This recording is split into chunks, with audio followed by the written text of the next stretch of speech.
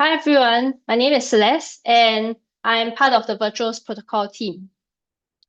So this is actually the first of multiple videos which we'll be posting up to share with you guys more about G.A.M.E as a platform. All right, and in this particular video, we're going to share with you all more about Agent Sandbox, which is actually an easy to use UI where you can test out agent behavior in a pretty much safe environment. And you can actually develop in this sandbox without even creating an agent token. All right, so this is a very good like testing environment in to start off, okay, especially if you are kind of developing with G.A.M.E for the very first time. All right, and in this particular video, I'm just going to go through an overview of like this particular sandbox and how to use it. Whereas in subsequent videos, we are going to deep dive more into specific sections in this page. All right, without further ado, let's get started. All right, when you come to the page for the very first time, you'll notice that this is in dark mode.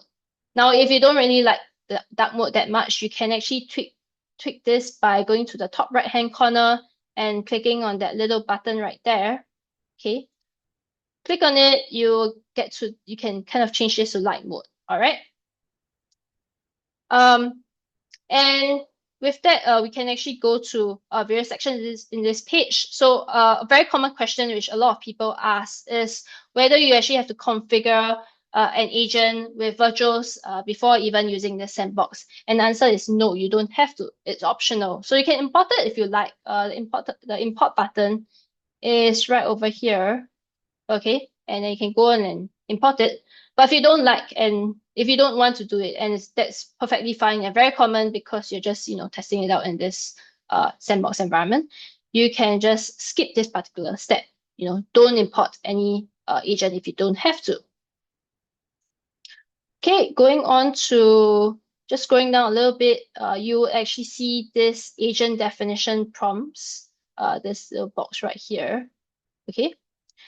This is where you can tweak some of the agent definitions and some of the prompt settings, okay, which can actually allow you to run simulations later on. I'll show you guys how to do it.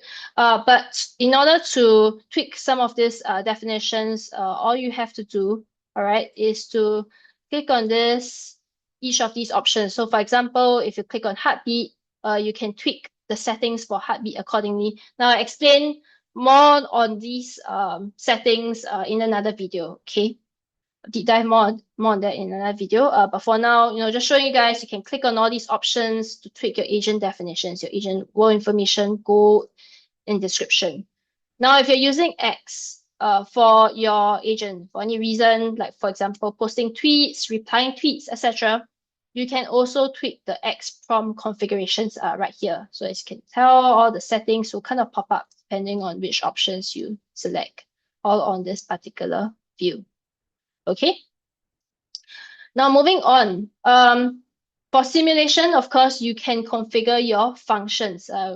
So in this particular box little over here, okay, what you can do is to select one or many functions, okay, which you would like to use for simulation.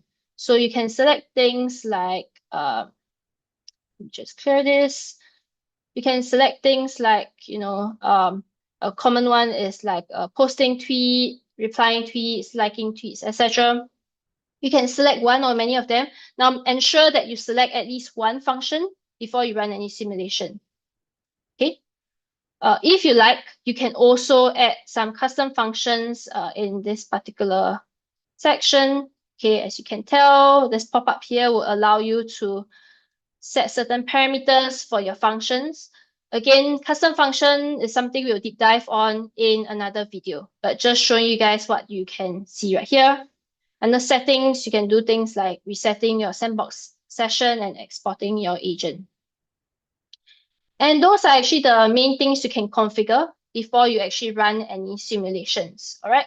So in order to run simulations, you can actually focus on this section right here, okay, which will allow you to simulate an output based on all the things you have configured, like earlier on the left-hand side, okay? So what you can do is to just click on the simulate button after you have entered everything on the left-hand side, and the output will appear accordingly. I'm not going to click on it for this particular session because we will show you guys some proper examples in the subsequent videos. All right. Another thing you can do is to actually simulate reactions to X posts by actually passing in the X post ID. So what you can do is to actually key in the post ID right here. Actually key in the post ID right here and then click simulate, and then you can actually see the reaction of the agent, when reading that particular post ID. Yeah, with that, that's a very quick tour of how the agent sandbox looks like and high level of, the various things you can configure and do on this particular sandbox.